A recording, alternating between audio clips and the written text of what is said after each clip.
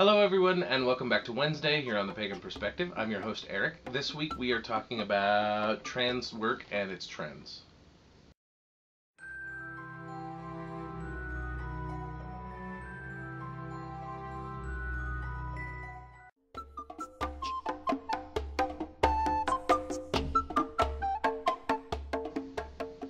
This week our subject comes to us from Mr. Owain. I'm sorry about the mispronunciations for so long. He wrote in, I'd like to hear your thoughts on the growing trend of trans work in modern paganism and witchcraft.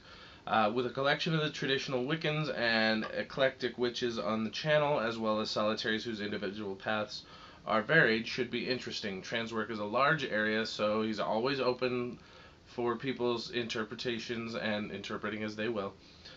Whether it be trance seership, prophecy, or possessions, such as with Loa or Orishas. And drawing down the moon and the sun is another form of God form assumption, which usually involves trance work. So, my opinion on the growing trend for trance and things that have to do with trance, that would also include meditation, that would include anything where you alter your state of perception or reality through entering a trance-like state. For those of you who may actually be wondering what the hell we're talking about, that's what it is. My opinion is, I think people are drawn to it, and I'm totally fine with people, as I've stated many times in the past, I am totally fine with people cherry-picking what they want for their own personal spirituality.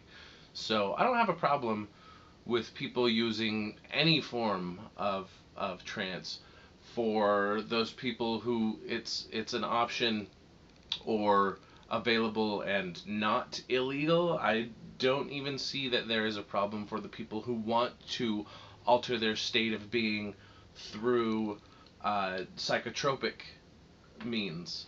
That would be, mushrooms or salvia divinorum or whatever, quote unquote illicit drugs they want to use, so long as they do so safely, because I cannot condone the use of illegal substances. So if it's not legal where you are, don't do it. That's what I would say. But I'm not going to judge someone for the choices they make. I'm also not going to judge someone for the choices I make that happen to not fall in category or in line with their beliefs and their practices.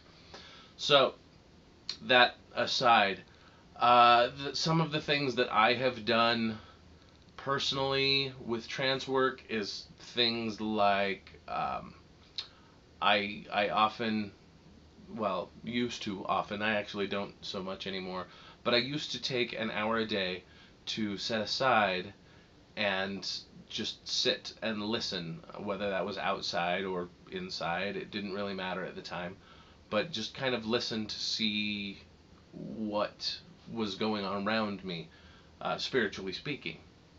Another form of trance is music, and lots of people can get into it that way, and I recommend that as well. But when it comes to trance in possession, or drawing down the sun, or drawing down the moon, or many of the types of trance that people seek out, it's not something that I've ever had a huge connection to.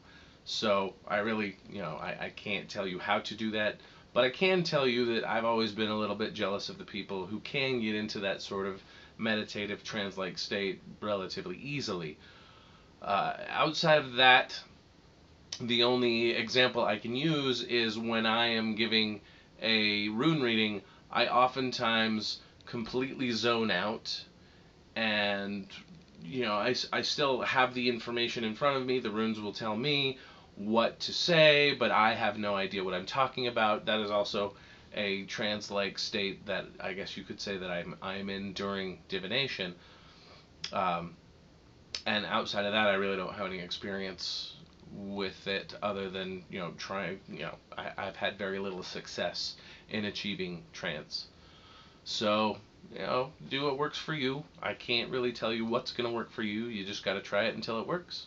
So, if you have any questions, comments, or concerns, feel free to post those in the comment section below. But thanks to Mr. Owain for the topic this week. Thanks to all of you for watching. And of course, until next time, Odin be with you.